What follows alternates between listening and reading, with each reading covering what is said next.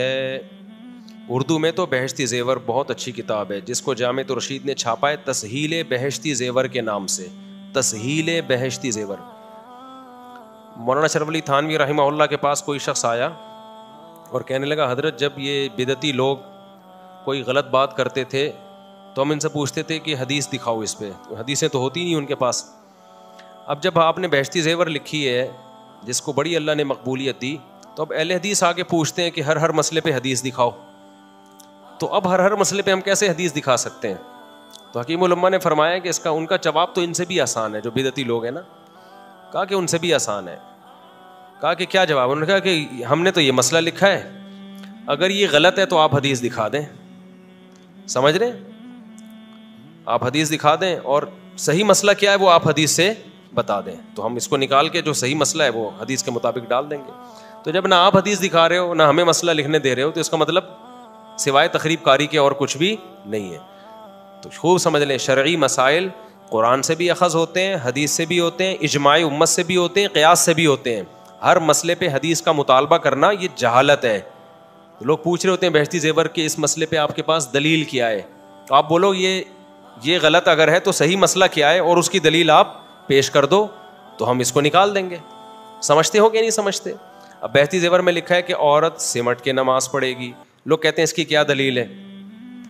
ہم کہتے ہیں بھائی مسئلے جیسے قرآن سے ثابت ہوتے ہیں, حدیث سے ثابت ہوتے ہیں, اجماع امت سے بھی ثابت ہوتے ہیں. چاروں اماموں کا اجماع ہے کہ عورت سمٹ کے نماز پڑھے گی. وہ کہتے ہیں نہیں حدیث دکھاؤ.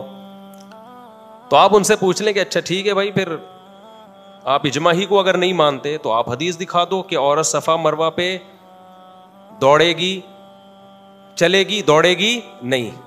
اس پہ کوئی حدیث دکھا دو. حضرت عائشہ کے ایک اثر ہے وہ بھی ضعیف ہے, بھی نبی کا قول وہ بھی نہیں ہے. آپ اس پہ کوئی حدیث دکھا دو کہ عورت آہستہ آواز میں لبیک کہے گی. آپ نہیں دکھا سکتے. عورت رمل نہیں کرے گی, جو سینہ کڑا کے چلتے ہیں نا پہلے 3 چکروں میں طواف میں, آپ اس پہ کوئی حدیث دکھا دو. ان تینوں چیزوں پہ وہ کوئی حدیث نہیں دکھا سکتے. تو آنا پڑے گا اجماع امت کی طرف. تو بھائی جیسے اجماع امت ان 3 چیزوں پہ ہے, ایسے ہی عورت کے سمٹ کے نماز پہ بھی کیا ہے؟ اجماع امت ہے. اور اب ان لوگوں نے اجماع کا انکار کرتے کرتے مسائل بدلنا شروع کر دی ہیں. پہلے 3 طلاق کو 1 قرار دیا, وہ بھی اجماع امت کا انکار تھا. کسی صحابی سے بھی ثابت نہیں ہے کہ 3 ایک ہوتی ہیں. اس پہ اہل حدیث کے آپ کو کلپ تو مل جائیں گے, وہ کہتے ہیں یہ اختلافی ہے. تو اختلافی ہے تو حوالے مت دو کہ فلاں نے کہا اختلافی, فلاں نے کہا اختلافی. آپ دلیل سے اختلافی ہونا ثابت کرو.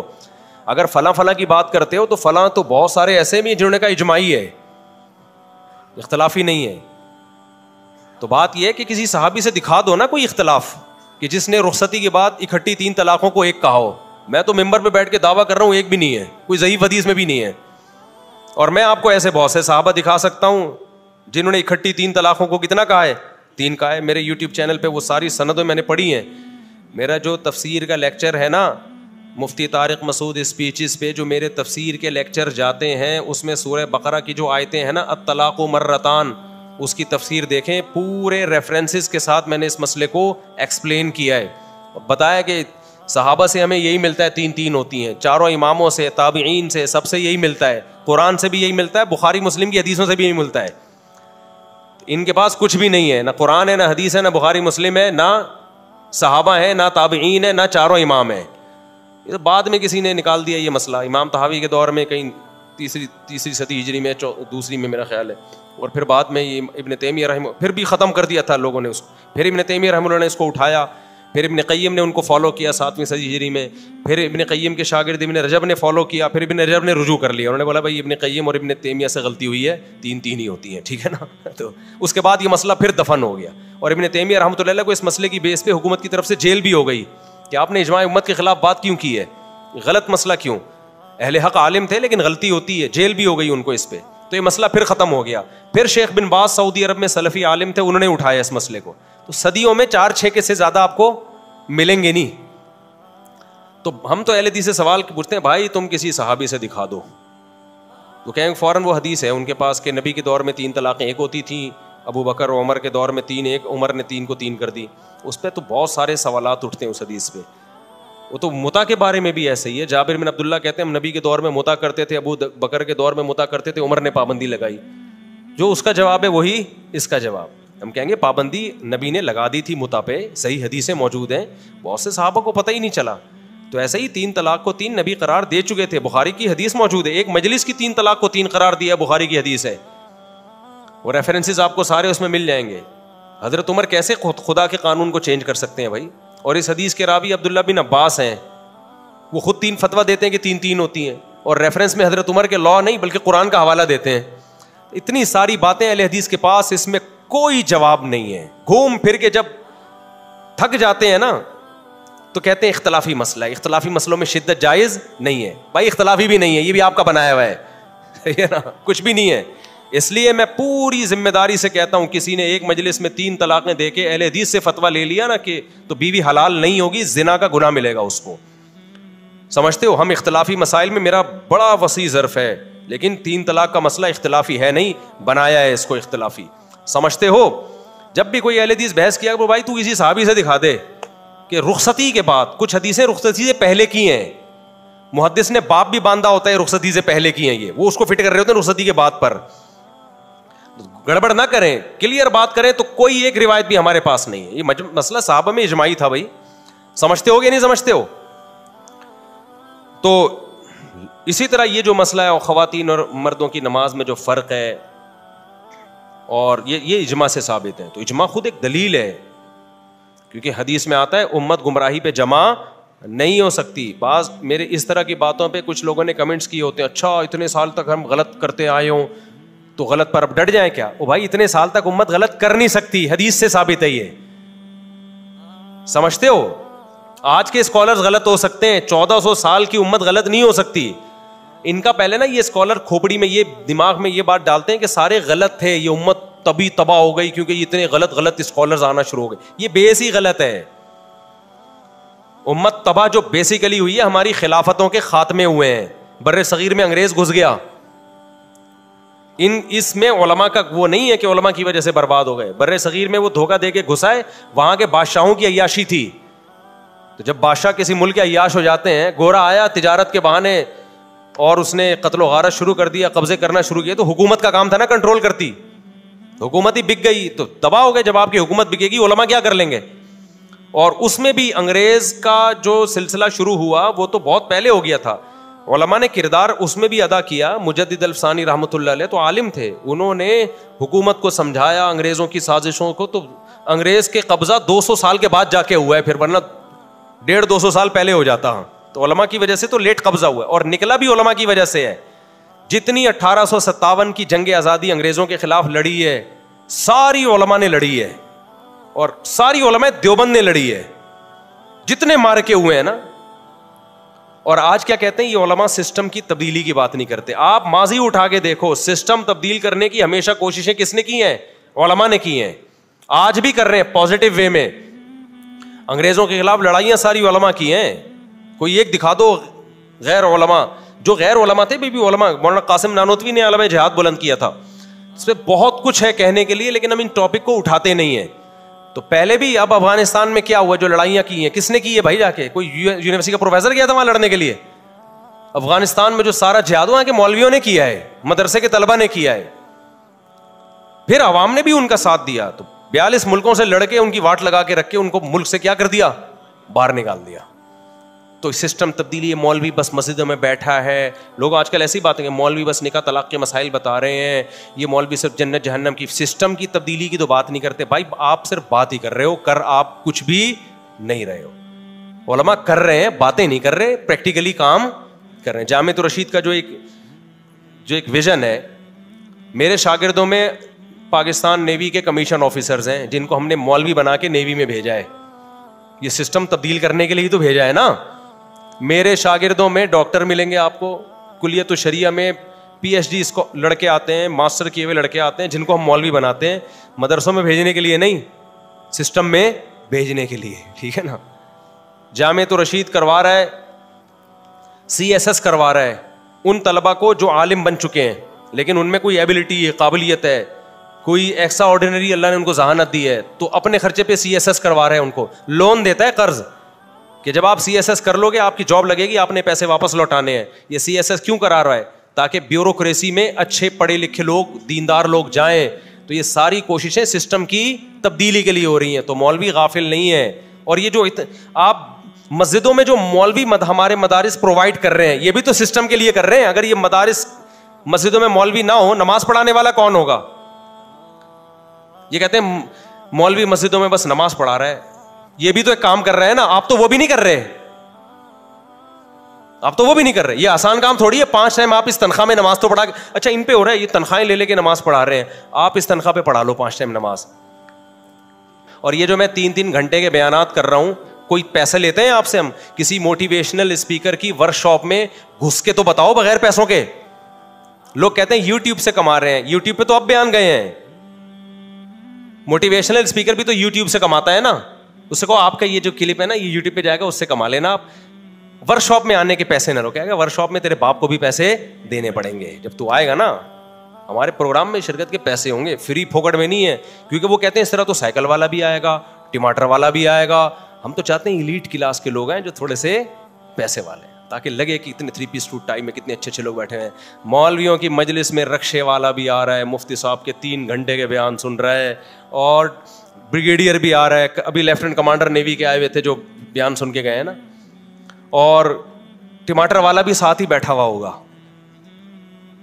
یہی تو پیغمبروں پر پچھلے امتوں نے اعتراض کیا ہے کہ ہم بڑے لوگ ہیں, آپ کی مجلس میں تو ٹماٹر والے بھی ہوتے ہیں, ہم ان کے ساتھ نہیں بیٹھ سکتے.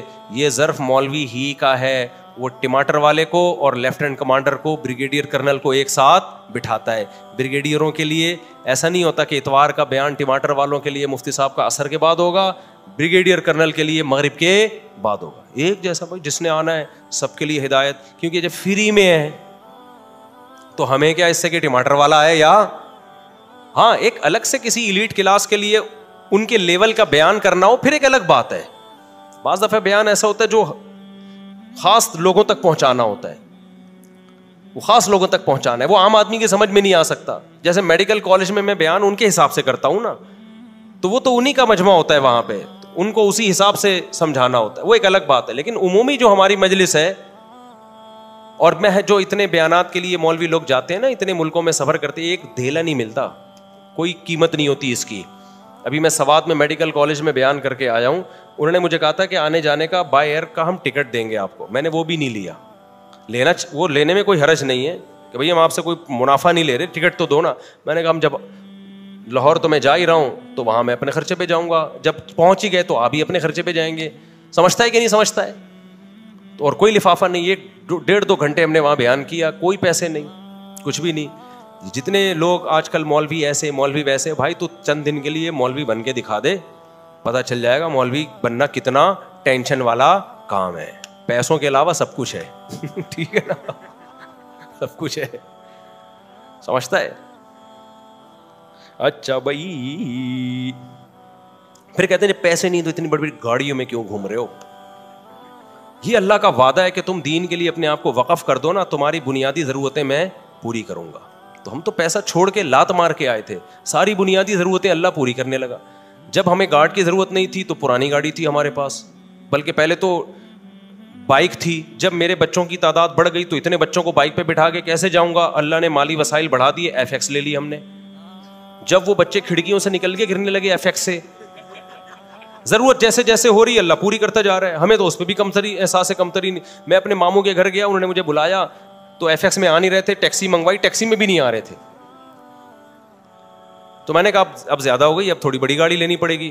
تو میں نے دوست سے بولا, میں نے کہا قسطوں پہ اللہ نے وسائل بڑھا دیے, میرے بڑی گاڑی لے لی, انڈس کرولا, استاورورا, پٹھان کہتے ہیں نا, وہ والی ہم نے لے لی پرانی.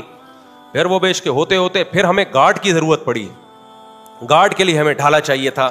گارڈ کو ہم کار میں کہاں بٹھائیں؟ اللہ نے ڈھالے کا انتظام کسی کے چندے سے نہیں, میری آمدن میں اللہ نے اضافہ کیا. ہم نے گارڈ, تو ہم تو دیکھ رہے ہیں کہ ہمیں جو ضرورت ہوتی ہے اللہ کیا کر دیتا ہے. ہمارے حضرت فرمایا کرتے تھے کہ ملا بنو, رزق کی فکر چھوڑ دو, رزق پیچھے پیچھے بھاگے گا. اس پہ بھی لوگوں کو تکلیف ہو رہی ہے. ٹھیک ہے نا, ابے یہ مولوی ڈھالوں میں گھوم رہے ہیں, ابے یہ مولوی شادیاں کر رہے ہیں, ابے یہ مولوی یہ کر رہے ہیں. تو بن جاؤ نا مولوی. جب مولویوں کے اتنے مزے ہیں تو تم آؤ مدرسے میں, ہمارے شاگرد بنو, ہم تمہیں مولوی بنا کے نکالیں گے. آپ کو پتا ہے کہ بھائی یہ تو کیا ہو جائے گا, نہیں ایکچولی ہم یہ افورڈ نہیں کر سکتے. تو آج جو اسکالر اٹھتا ہے, مولوی ایسے کر رہا ہے, مولوی مسجدوں میں پیسے لے کے نماز پڑھا رہا ہے. ابے تو اتنے پیسے لے کے تو پڑھا دے نماز, कमबख्त तू 5 टाइम को बेचारा नमाज पढ़ा रहा है, कम नमाज को तो उस इलाके में जिंदा कर लिया ना उसने, इतनी कम तनख्वाह में, उस पर भी एतराज हो रहा है। या तो कोई ऑल्टरनेट दे दो आप बोलो पाकिस्तान में 5 लाख इमाम है, मैं एक ऐसा इदारा बना रहा हूं 5 लाख विदाउट सैलरी के मैं इमाम प्रोवाइड करूंगा, आप तैयार कर लो 5 लाख जो तनख्वाह के बगैर 5 टाइम पाबंदी से नमाज पढ़ाएं, मस्जिद को संभालें। मैं फतवा दूंगा कि मौलवी के लिए तनख्वाह लेना क्या है, नाजायज है। ये सब छोड़ छाड़ के दूसरा काम करें ना। कोई आपके पास ऑल्टरनेट है? 2-4 तो हो सकते हैं। लोग कह सकते हैं हमारी मस्जिद के इमाम तो तनख्वाह नहीं लेते। अबे भाई मस्जिदें लाखों हैं, एक नहीं है। पैकेज जो दिया जाता है ना पूरे दुनिया के लिए दिया जाता है, 2-4 मस्जिदों के लिए नहीं दिया जाता कि हमारे दफ्तर में एक साहब बगैर पैसे लिए नमाज पढ़ा देते हैं। ये आपका एक दफ्तर है या 8-10 ऐसे होंगे। हम बात कर रहे हैं हर महल्ले में जो लाखों मस्जिदें हैं, उसमें पूरी एक जिम्मेदारी है। अगर इमाम को नहीं दोगे वो कुछ और करेगा, छोड़ देगा ये काम। फिर वो समझता है कि नहीं समझता?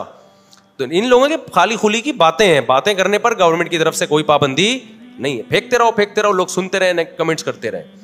इसी तरह मौलवी सिस्टम बदल दे, यूं कर दे। अबे सिस्टम बदलने की बात करने पर गवर्नमेंट की तरफ से कोई पाबंदी नहीं। कितने लोग आए हैं सिस्टम बदलने की बातें की हैं, उसके बाद फेल हो गए। वो कोई पैकेज ही नहीं था या गलत पैकेज था, वो खत्म हो गए। फिर कोई नया आता है सिस्टम, ये मौलवी सिस्टम।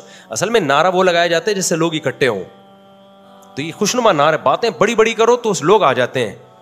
बात बड़ी ना करो। पैकेज क्या है आपके पास जो ग्राउंड रियलिटी से मैच कर रहा हो, समझते हो? वो पैकेज पेश करो तो दावे करने की जरूरत ही नहीं रहेगी, सब आ जाएंगे आपके पास, खुद ब खुद आएंगे। तो मैं उस पर अर्ज कर रहा था कि वो बहश्ती ज़ेवर है, बड़ी ज़बरदस्त ख़ानदानी किताब है, वो रखें अपने घर में। बाकी दुनिया में कभी भी हम नहीं कहते कोई किताब गलती से पाक है ही नहीं। बहश्ती ज़ेवर में 2-4 मसाइल ऐसे हैं जिस पे उलमा को इश्कालात हैं। जैसे बहश्ती ज़ेवर में लिखा हुआ है कि 15 शाबान का रोज़ा सुन्नत है, तो हमारी राय ये कि ये उनसे तसामो हुआ है। 15 शाबान का रोज़ा जिस हदीस से साबित है वो हदीस सनद के लिहाज से आई कमज़ोर है। तो बहश्ती ज़ेवर के इस मसले से हमारे उलमा ने इख्तलाफ किया है, तो ठीक है। अब इख्तलाफ जब किया तो उसको निकाल क्यों नहीं देते? तो कभी भी किसी किताब में इबारत निकाली नहीं जाती, ये किताब के मुसन्निफ़ के साथ ख़यानत है, क्योंकि फिर वो आप उसकी तसनीफ़ को चेंज कर रहे हैं। तसनीफ़ ऐसे ही रहेगी, हाशिया चढ़ा दिया जाता है उसके ऊपर, समझते हो? तो ऐसे ही बहश्ती ज़ेवर जो छापी है ना भी, तस्हील बहश्ती ज़ेवर के नाम से जामिअत रशीद में, उसमें कहीं किसी मसले में इश्काल था तो नीचे उन्होंने लिख दिया, लेकिन 99.9% वो ठीक है। तो आप पढ़ लें।